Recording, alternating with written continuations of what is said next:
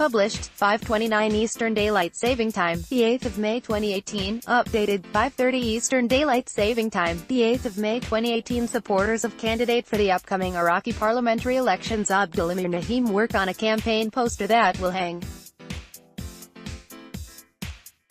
in Basra. Not long ago they were battling against the Islamic State group. Now members of Iraqi paramilitary units have swapped the bullets for ballots as they compete in upcoming elections. Abdel Amir Najem was quick to sign up to fight when Iraq's top Shiite cleric Ayatollah Ali Sistani issued a call to arms back in 2014 to stop the rampaging jihadists. The former security officer was one of tens of thousands who volunteered to join the al-Shabi, popular mobilization units, that fought alongside Baghdad's regular forces.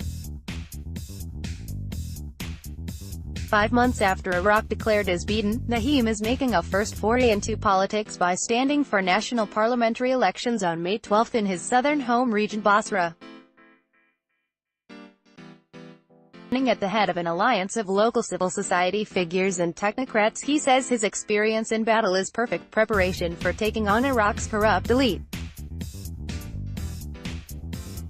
After the victory that we achieved at the front, we now have to battle those politicians who are just as bad as us, Najem tells AFP. He vows to focus on education and hopes he can break through the tribal allegiances, personal interests, promises, bogus projects and vote buying that mar Iraqi politics.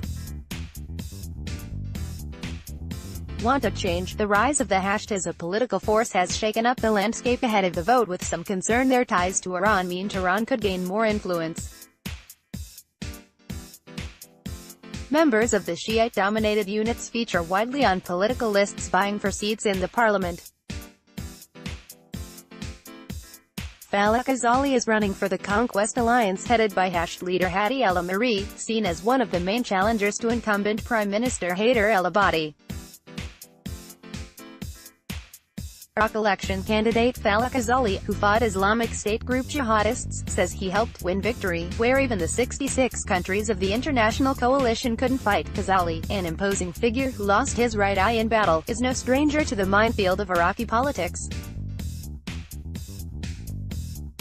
He was elected to parliament just before it swept across his homeland in 2014, but spent most of his mandate fighting on the front lines. Together with his comrades, he says, he helped win victory where even the 66 countries of the international coalition couldn't fight.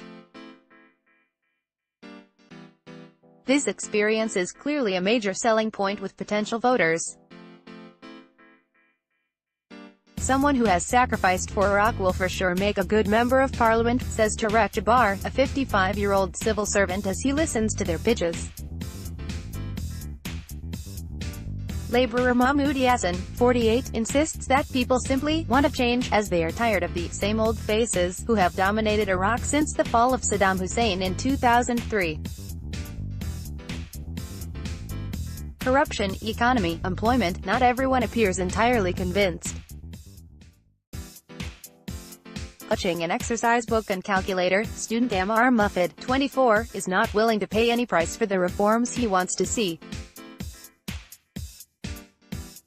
Some are using their combat against us for political ends, but what we really need are people who will fight against unemployment, he says.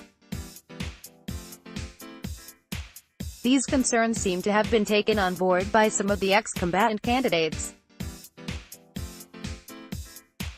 Supporters of Iraq's Hashd al-Shabi paramilitary units waved flags during a campaign rally in Baghdad ahead of the May 12, 2018 parliamentary election. Ghazali's campaign headquarters are a hive of activity as dozens of youths busy away putting the finishing touches to his political program.